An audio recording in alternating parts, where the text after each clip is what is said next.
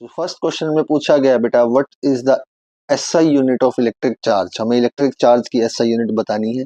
सो हमें ऑप्शंस क्या क्या दिए हैं, हम ऑप्शंस पर ध्यान देंगे। तो सबसे पहला ऑप्शन हमें ए दिया है एम्पियर, जो कि हम जानते हैं करंट की यूनिट होती है हमारे पास एम्पियर, तो ये तो ऑप्शन नहीं होगा। सेकंड ऑप्शन कूलम दिया है, ऑब्वियसली कूलम हमारे पास किसकी यूनिट होती है बेटा, SI unit of charge, very good. अगर हमें वोल्ट दिया है तो ये किसकी एसआई यूनिट है बेटा, पोटेंशियल डिफरेंस की। सो इस केस में आपके पास आंसर क्या हो जाएगा बेटा, एसआई यूनिट ऑफ चार्ज क्या होती है बेटा हमारे पास, दैट इज कूलम। तो फर्स्ट क्वेश्चन का आंसर आई गेस सभी को क्लियर होगा। तो बढ़ते हैं हम नेक्स्ट क्वेश्चन की तरफ। तो चलिए बेटा नेक्स्ट क्वेश्चन की तरफ बढ़ते हैं, क्वेश्चन नंबर सेकंड। चलिए क्वेश्चन नंबर सेकंड की तरफ बढ़ते हैं बेटा। So SI unit of epsilon naught permittivity of free space क्या होगी बेटा। तो सबसे पहले तो हमने जब फर्स्ट यूनिट में बेटा आप सभी ने कूलम लॉ में मैग्नीट्यूड ऑफ फोर्स कैलकुलेट किया होगा, जो कि हम जानते हैं क्या होता है, एफ इज इक्वल टू के Q1 Q2 upon are square. और जहां पर हमने पढ़ा है कि इस के की वैल्यू क्या होती है बेटा, 1/4 पाई एप्सिलॉन नॉट, है ना। तो हमें अगर एप्सिलॉन नॉट की यूनिट को कैलकुलेट करना है तो सबसे पहले हमें के की वैल्यू को के की यूनिट को प्रिडिक्ट करना होगा, है ना। Then we can find out the unit of epsilon naught. तो यहाँ से देखिए बेटा अगर हम के लिए फॉर्मूला बनाना चाहें तो एफ आर स्क्वायर, ये Q1 Q2 यहाँ पर मल्टीप्लाई में है हमारे पास, इधर डिवाइड में आ जाएंगे Q1 Q2, that will be equals to K. तो देखिए बेटा कुछ नहीं किया, इस आर स्क्वायर को इधर ले गए, Q1 Q2 को डिवाइड में ले आए, तो हमारे पास के लिए फॉर्मूला आ गया है। तो के की यूनिट यहाँ से क्या होगी बेटा, यूनिट ऑफ के क्या होगी, दैट विल बी फोर्स की यूनिट हमारे पास क्या होती है बेटा, आप सभी जानते हैं फोर्स की यूनिट न्यूटन होती है हमारे पास। वेट अ सेकंड,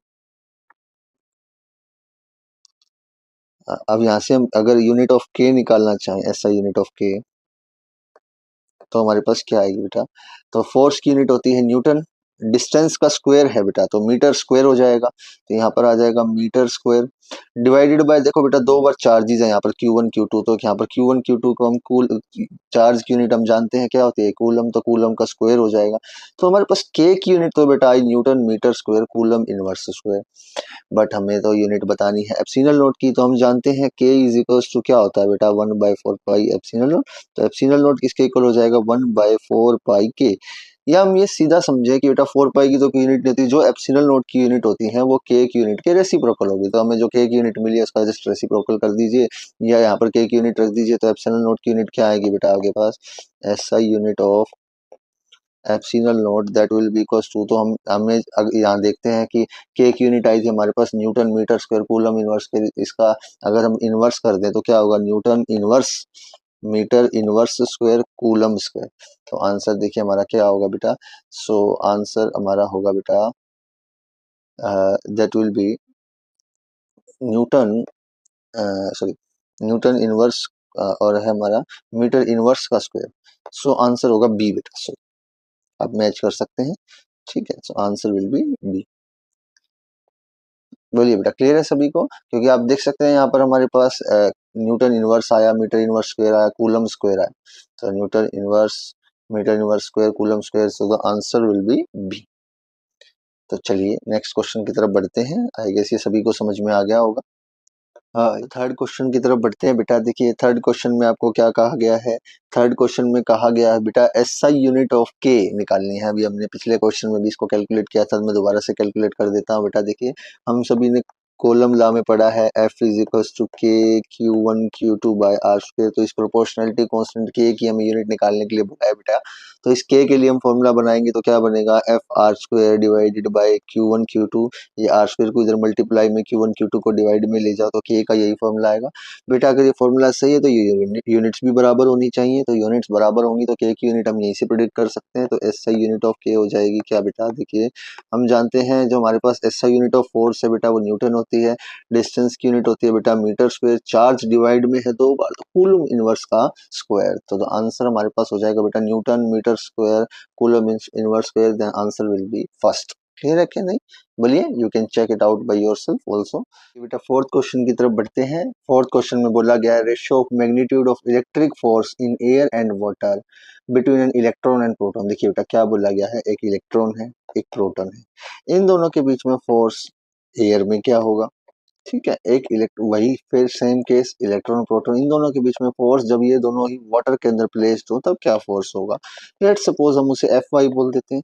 तो फॉर्मूला हम कैसे लिखते हैं कूलम लॉ का, 1/4 पाई एप्सिलॉन नॉट हम एयर के लिए लिखते हैं Q1 Q2 by R square. अब ये चार्ज की वैल्यू हमें लिखने की जरूरत नहीं, क्योंकि Q1 Q2 दोनों तरफ सेम है तो कैंसिल आउट हो जाएगा, तो कोई दिक्कत नहीं। तो अब देखिए अगर हम वाटर के लिए लिखना चाहिए तो क्या होगा, 1/4 पाई एप्सिलॉन, अब यहाँ पर नोट की जगह एप्सिलॉन डब्ल्यू, ये वाटर के लिए हो जाएगी परमिटिविटी बेटा।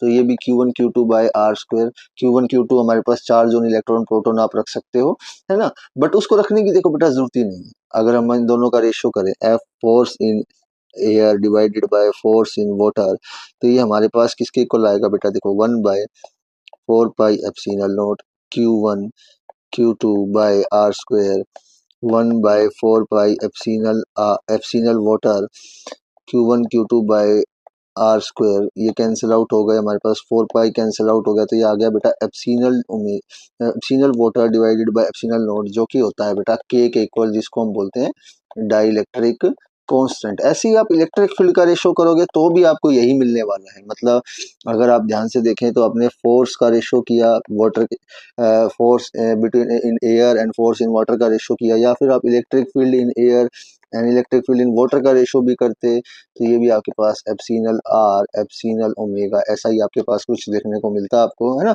बट हम बीसी के एग्जैक्टली को नहीं बोल सकते इस रेशो को, हाँ ऐसा बोल सकते हैं, सॉरी, हम ऐसा भी बोल सकते हैं कि ये हमारे पास एप्सिलॉन वाटर एप्सिलॉन नोट अगर हम करें तो के इक्वल आएगा, दैट इज बेटा डाइलेक्ट्रिक कांस्टेंट, है ना। ऐसा ही आप इलेक्ट्रिक फील्ड का रेशो भी किसी दो चार्ज के लिए कर सकते हैं, तो ई नोट बाय ई वाटर अगर आप करेंगे तो वो भी आपके पास डाइलेक्ट्रिक कांस्टेंट के इक्वल ही आएगा बेटा। और ये डाइलेक्ट्रिक कांस्टेंट हर मीडियम के लिए अलग अलग होता है बेटा, जैसे वाटर के लिए कुछ अलग वैल्यू है ना। और हम कैसे निकाल सकते हैं, हम जो उनके बीच में इलेक्ट्रोस्टैटिक फोर्स है उनके रेशियो से इसको निकाल सकते हैं, ठीक है बेटा। तो आई गेस सभी को पता चल गया होगा इसका आंसर क्या होगा बेटा, के। तो ये फॉर्मूला आप सभी को याद रखना है कि F naught by F water हम करते हैं, याद रखो चाहे समझ लो, एप्सिलॉन वाटर हमारे पास, ये हमारे पास आएगा epsilon water divided by epsilon naught, that is equals to K dielectric constant. Next question की तरफ बढ़ते हैं, question number 5, the CGS unit of electric charge. अब देखिए बेटा, हम जानते हैं कि SI unit of electric charge तो हमारे पास क्या होती है बेटा, SI unit of electric charge हमारे पास होती है कूलम, है ना। सीजीएस यूनिट क्या होती है बेटा, सीजीएस यूनिट होती है हमारे पास बेटा स्टैट कूलम, स्टैट कूलम, ठीक है। सो ये जो हमारे पास 3 × 10⁻⁹ अगर हम स्टैट कूलम कर दें तो ये हमारे पास 1 कूलम के इक्वल होता है बेटा। 3 × 10⁹ stat coulomb, that is equals to 1 coulomb to, ठीक है बेटा। तो यहाँ पर हम ऑप्शंस देखें तो कूलम तो हमारे पास सही यूनिट है, नहीं होगी। जूल हमारे पास वर्क डन, एनर्जी, इन सब की यूनिट होती है बेटा, तो ये तो नहीं होगी, है ना। और फराडे, ये भी चार्ज की ही यूनिट है फराडे हमारे पास, है ना। और बट ये सीजीएस यूनिट नहीं है बेटा, तो आंसर क्या होगा बेटा, यहाँ पर आंसर विल बी डी। तो अब थोड़ा सा मैं आपको और इसके बारे में कुछ की पॉइंट्स बता दूं कि बेटा आप सभी जानते हैं कि आपके पास अगर एसआई यूनिट पूछा जाए आपसे, एसआई यूनिट पूछा जाए चार्ज की, तो आप क्या लिखोगे, कूलम, है ना। आप कूलम लिख दोगे, सी से जिसको डिनोट करते हैं। अगर सीजीएस पूछी जाए तो आप लिखोगे स्ट्रेट कूलम। कई बार ये भी पूछ लिया जाता है what is the relation between coulomb and straight coulomb, तो 1 कूलम किसके इक्वल होता है बेटा, 3 × 10⁻⁹ स्ट्रेट कूलम। और एक और यूनिट है जो चार्ज की आप सभी को पता होनी चाहिए, 1 फराडे। सो जो ये 1 फराडे है बेटा, ये अप्रोक्सीमेटली 96485 कूलम के इक्वल होता है बेटा, ठीक है ना। क्लियर है कि नहीं। तो ये कुछ की यूनिट्स हैं जो आपसे पूछी जा सकती है, मैंने सारी जो भी पॉसिबल इससे क्वेश्चंस हो सकते थे उसके आसपास की सभी आपको बता दिए। आई गेस आपको समझ में आया होगा। हाय, तो चलिए बेटा आगे बढ़ते हैं नेक्स्ट क्वेश्चन की तरफ। क्वेश्चन नंबर 6, क्वेश्चन नंबर 6 में बेटा बोला गया है how many electrons are there in charge of -1 coulomb. अब आपको बोला गया है कि आपको चार्ज गिवन है, चार्ज आपको क्यू गिवन है 1 कूलम। आप क्वेश्चन में जैसा कि देख सकते हैं आपको चार्ज गिवन है बेटा 1 कूलम, और आपसे पूछा गया how many electrons are there, मतलब आपसे नंबर ऑफ इलेक्ट्रॉन्स पूछा गया है, नंबर ऑफ इलेक्ट्रॉन्स आपसे पूछा गया है n, है ना। सो इसके लिए हम क्या करेंगे बेटा, देखिए हम जानते हैं कि हमने एक कंसेप्ट पढ़ा, सभी ने पढ़ा होगा, आप सभी ने, क्वांटाइजेशन ऑफ चार्ज, कि चार्ज जो है क्वांटाइज्ड होता है बेटा, एक ऑब्जेक्ट से दूसरे ऑब्जेक्ट पर जो मिनिमम चार्ज ट्रांसफ़र हो सकता है वो उतना ही होता है जो एक चार्ज ऑन इलेक्ट्रॉन या प्रोटॉन होता है, जिस फॉर्मूले को हमने पढ़ा है Q is equals to plus minus N E. अब हम इसे अगर इलेक्ट्रॉन के लिए लगाएं चाहे प्रोटॉन के लिए लगाएं, अब हमें चार्ज दिया हुआ है यहाँ पर, सॉरी 1 कूलम की जगह बेटा -1 कूलम दिया, तो -1 कूलम रख लेंगे, है ना। तो हम यहाँ से जानते हैं कि नंबर ऑफ इलेक्ट्रॉन्स हमारे पास यहाँ पर किसके इक्वल आएगा बेटा, charge divided by charge on 1 electron. इस ई को आप यहाँ डिवाइड में ले जाइए, है ना। तो हमें यहाँ पर क्वेश्चन में चार्ज गिवन है, चार्ज हमें गिवन है बेटा -1 कूलम, और इलेक्ट्रॉन पर चार्ज हम सभी जानते हैं, इलेक्ट्रॉन पर चार्ज क्या होता है बेटा, -1.6 इंटू 10⁻⁻19 कूलम। तो -1.6 इंटू 10⁻⁻19 कूलम। सो माइनस से minus cancel out, so n will be equals to, आगे पास आएगा बेटा, ये 1.6 का अगर हम पॉइंट हटाएं तो ऊपर हमारे पास 10 चला जाएगा, 16, और ये 10⁻⁻ जो -19 बेटा ऊपर जाकर 10⁻⁻+19 हो जाएगा। तो अब हम क्या करते हैं बेटा, इसे एक ज़ीरो 10⁻⁻19 से इधर ले आते हैं, तो यहाँ 100 हो जाएगा हमारे पास, 100 डिवाइडेड बाई 16 इंटू 10⁻18। अब देखिए बेटा, अगर हम 100 को 16 से डिवाइड करें, so we will get 6.25 into 10⁻18। तो इतने नंबर ऑफ इलेक्ट्रॉन्स, मतलब अगर आप एक ऑब्जेक्ट से दूसरे ऑब्जेक्ट पर 1 कूलम का अगर चार्ज ट्रांसफ़र करते हो, इसका मतलब क्या है कि आप 6.25 इंटू 10⁻18 इलेक्ट्रॉन्स एक ऑब्जेक्ट से दूसरे ऑब्जेक्ट पर ट्रांसफ़र कर रहे हैं। अगर -1 कूलम का अगर आप चार्ज ट्रांसफ़र करते हैं तो आप इतने नंबर ऑफ इलेक्ट्रॉन्स ट्रांसफ़र करते हैं।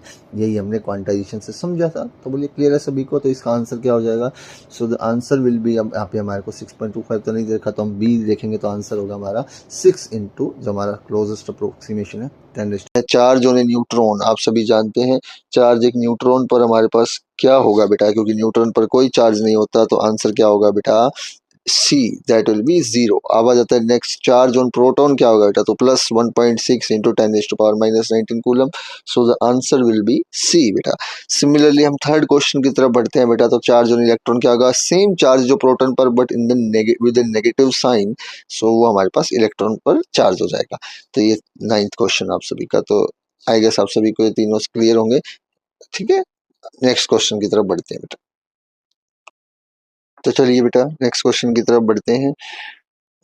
सो जैसा कि आप देख पा रहे हैं कि अब इस क्वेश्चन में बोला गया है 2 point charges +1 microcoulomb and -4 microcoulomb, ये दोनों वैल्यूज आपको कंफ्यूज करने के लिए दी गई है बेटा, are situated at some distance in air, the ratio of forces acting on them. तो बेटा देखिए, बेसिक अप्रोच से समझिए, अगर हमारे पास एक Q1 चार्ज है और एक Q2 चार्ज है, तो जितना फोर्स हमारा, ये कह सकते हैं आइदर इट इज रिपल्सिव और अट्रैक्टिव, Q1 Q2, चाहे ये फोर्स अट्रैक्टिव हो बेटा, चाहे ये रिपल्सिव हो, इन दोनों के बीच में फोर्स, जो चार्ज पार्टिकल फर्स्ट पर फोर्स लगाता है उतना ही चार्ज पार्टिकल सेकंड पर फोर्स लगाता है इन द अपोजिट डायरेक्शन।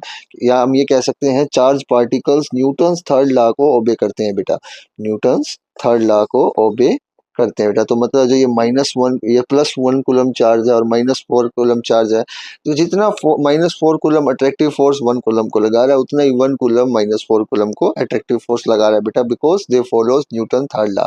जैसा कि आप कैलकुलेट भी कर सकते हैं आप सभी ने, but in the direction opposite रहेगी। आप जानते हैं F12 क्या होता है, अगर मैं सिर्फ मैग्नीट्यूड में स्टडी करना चाहूँ तो 1/4πε0। अगर हम फॉर्मूला लिखें तो क्या होगा, Q1 Q2 हमारे पार सेम ही रहने वाले हैं, R²। सिमिलरली F21 भी लिखें तो भी हमारे पास ही आएगा 1/4πε0 Q1 Q2 बाय R², क्योंकि चार्जेस सेम है ना। तो ऑब्वियस सी बात है, फोर्स तो दोनों ही चार्जेस के प्रोडक्ट पर डिपेंड करता है, तो प्रोडक्ट तो सेम ही रहेगा। तो चाहे F12 हो चाहे F21 हो, दोनों ही मैग्नीट्यूड में सेम है, तो उनका रेशियो आपके पास क्या आने वाला है बेटा, 1:1। सो इसका आंसर होगा बेटा डी। आई गेस आप सभी को क्लियर होगा, ये आप सभी ने पढ़ा भी होगा, एक आर्टिकल भी है ना, तो आप उससे और भी इसे रिलेट कर सकते हैं। तो अब इसकी जगह चाहे आपको 1 कूलम की जगह यहाँ पे 100 कूलम दिया हो, +100, और यहाँ पर -400 कूलम दिया, कोई भी वैल्यू दियो कूलम में, माइक्रो कूलम में, अगर ये पूछा जाए उन दोनों के बीच में जो फोर्स है उसका रेशियो क्या होगा बेटा, तो ऑलवेज 1:1 होगा। अगर इन बिटवीन फोर्सेस पूछे जा रहे हैं, उनके रेशियोज पूछे जा रहे हैं, क्लियर है कि नहीं, बोलिए। तो आई गेस आप सभी को 10th क्वेश्चन क्लियर होगा।